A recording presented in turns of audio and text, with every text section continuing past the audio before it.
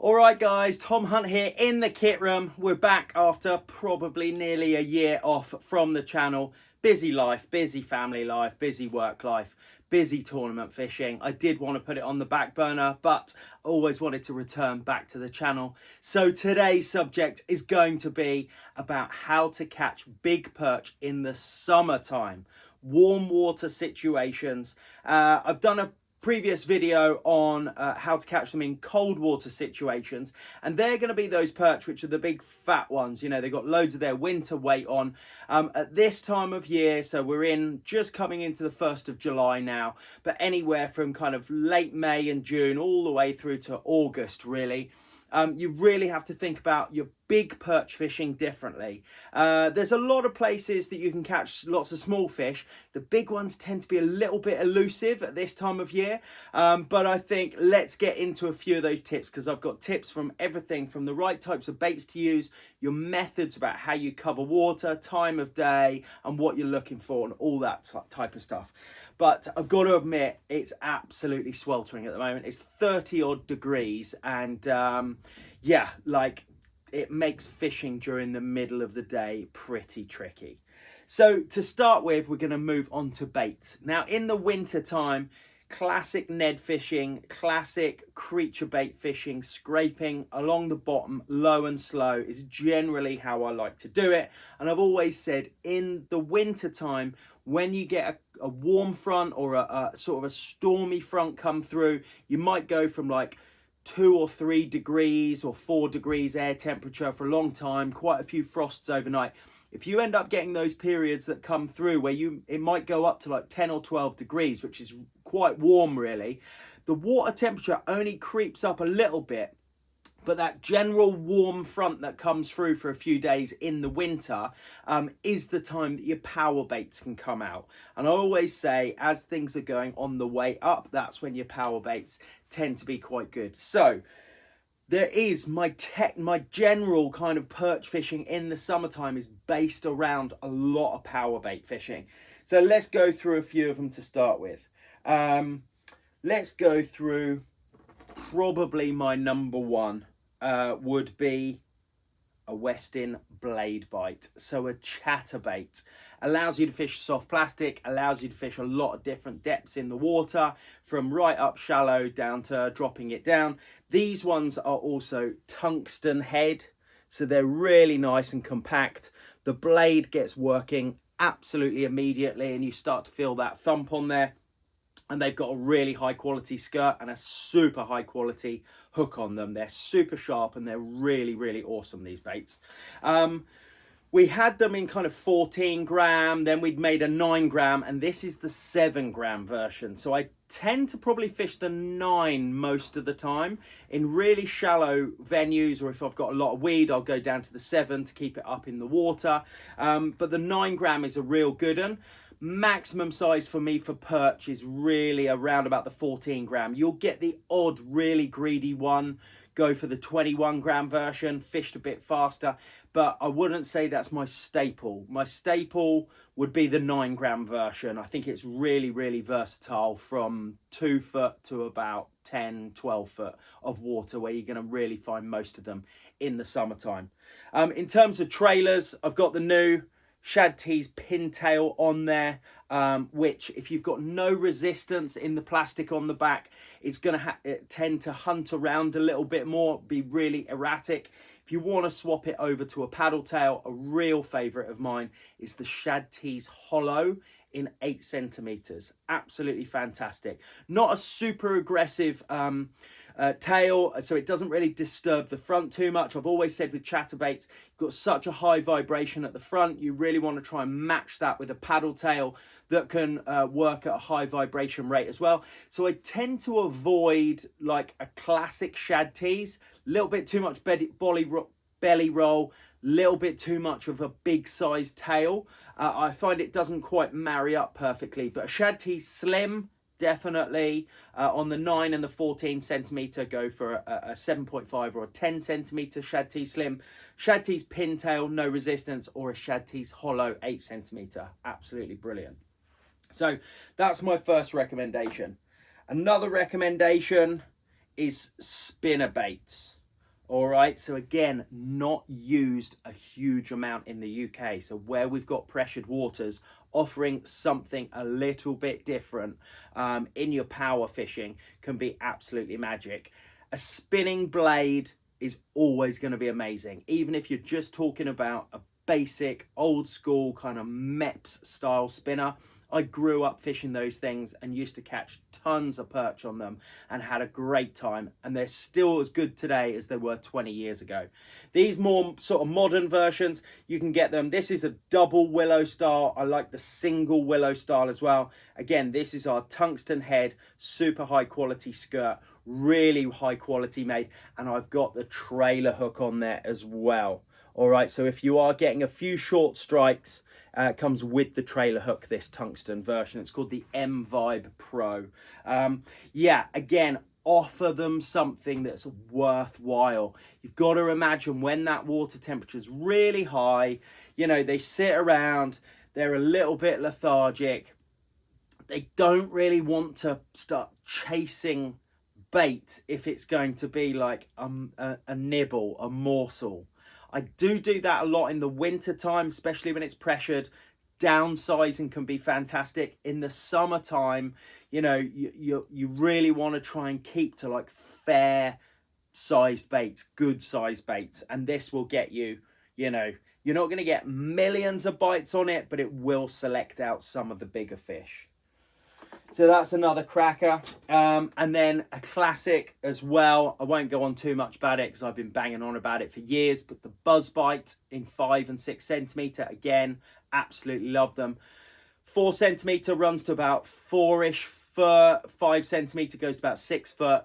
6 centimeter goes to about 10, 11 foot. All right. So, brilliant. Fish them fast. Bling perch is my favorite, but yeah, they're absolutely mega. And also, especially, these can work during the daytime as well, but I love them for a morning bite. When they're feeding really early, this is a cool little bait. This is our new spot on popper. 6.5 centimeters, casts really well. Don't know if you can see on there as well. What we've done is, because you've got a scoop shape up at the front here, we've actually made the eye slightly elongated, because otherwise we found that when it was tucked right back into the scoop, it's quite difficult to get a clip or tie it on. So we've just extended it slightly to make it getting on and off really easy. But again, this one is mega. And then, so that's a little bit about my classic power baits. That's what I would kind of, for the last, I suppose, 5+ years, they would be almost exclusively what I was fishing. I might put a paddle tail on, for example, you know, shad tease slim 10 centimeters, or a bull tease. The little 7.5 bull tease is cool, or the 9.5 bull tease. Again, quite aggressive little lures, good sized ones. Try and select out the bigger fish. But, and this is partly the reason for the video as well, I've recently got back from Holland, where we were catching fish on Carolina rigs when the water was like 20 degrees. And I would ordinarily have told you the rule of thumb is the Carolina rig, you know, so you've got your sliding bullet weight, comes down, little bead and a swivel, and then you've got a leader. So start off at about 2 foot, about 50 centimeters or so.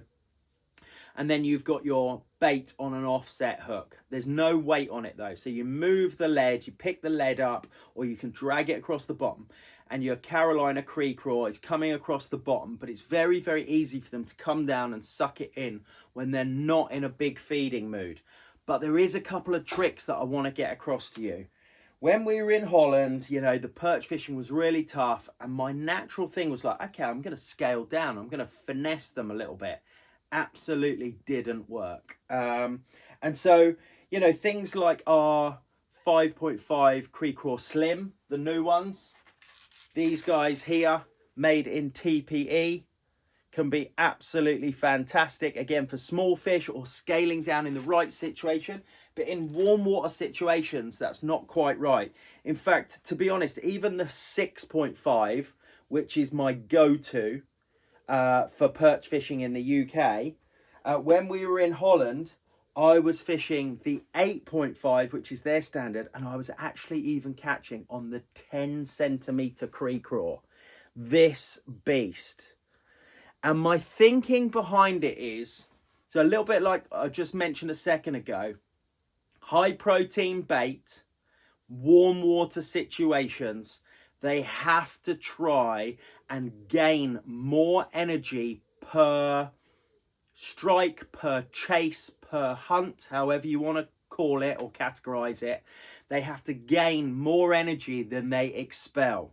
So think about it. Warm water situation, even if a perch is going to shoot after a fish and it's a tiny little morsel like this, he might actually be wasting more calories in the hunt than he gets from the bait because the water's warm. In cold water situations, cold-blooded fish, which is what they are, they're the same temperature as what's around them. So the same kind of energy expelled won't, or the same distance covered won't be the same amount of energy expelled. All right, so if they're going to bother to come for a hunt, you want to try and keep the minimum amount of calories expended, so make it super easy for him to pick up and make it a really big, powerful bait. And in his mind, he's probably thinking, great, this is a win. Not much spent, quite a lot gained. All right, so typically the Carolina never came out for me in the summer, but now when we were fishing on those rocky areas, when we were fishing around some of the top guys and people were mentioning Carolinas, I started switching across from my crankbaits and my chatterbaits, which I was catching on, but we actually started catching a few on these big style baits. So again, little bit of food for thought for you guys to really think about how to approach it.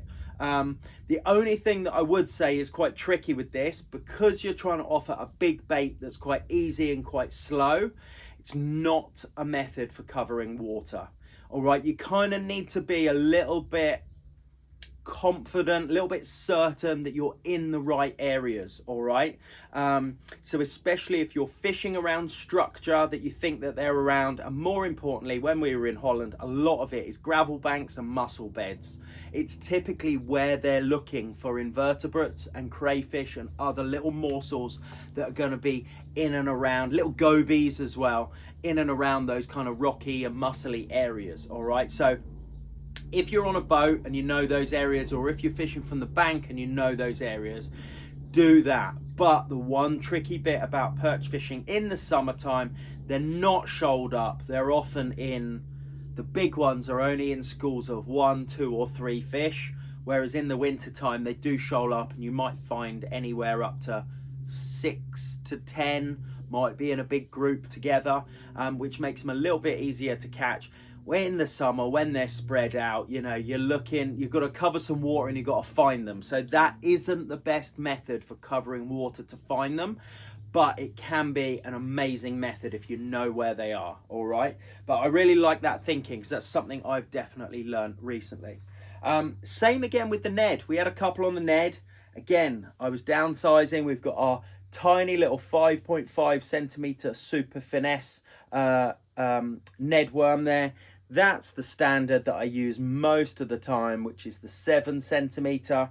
And we were using the largest size, the 9 centimeter. There's not many Ned baits on the market that are a little bit bigger than that. So yeah, quite liked the large size of that, just to offer them a risk reward ratio of they're going to try it. They think they're getting quite the meal for not much energy expended.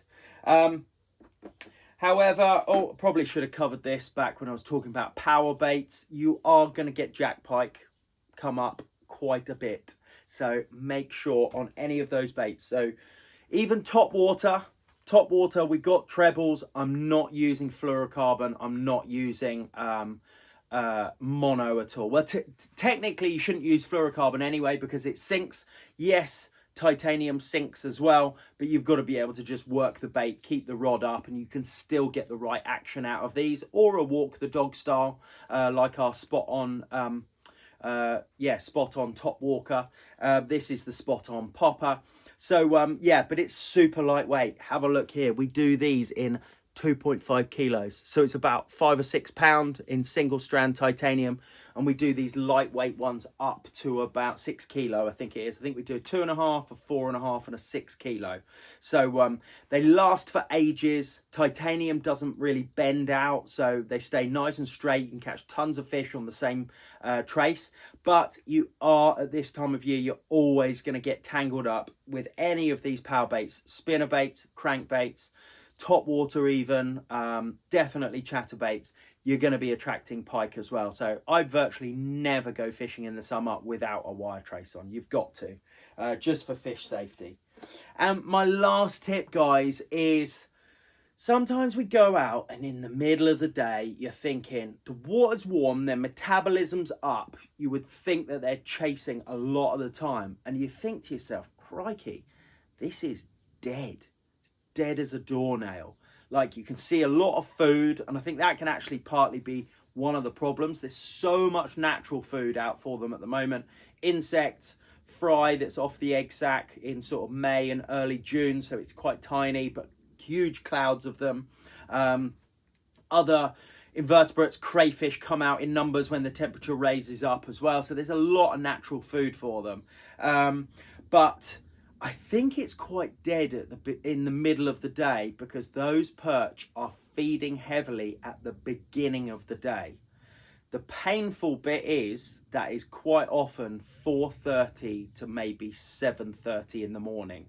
So if you're rocking up and you think, oh, 8 o'clock, that's a morning kind of, you know, hopefully should get a few bites. The day is done by 8 o'clock in the morning. Your 4:30, 5:30, 6:30 time is the time when that sun's coming up that they're going to feed. They'll probably get themselves a good gutful of food. They'll probably feed quite heavily, and that's why they're offline for the middle of the day. They might feed again a little bit at the end of the day, but I do find early mornings are the ones in summer. So the early bird gets the worm, and if you guys want to catch more big perch, you are going to have to set the alarm clock nice and early. All right, get down there at sunrise. So there we go, guys. There's a few tips on kind of how I approach it, some new stuff that I've learned lately about what I'd call kind of finesse or negative methods, even in warm water, that have been really good for me.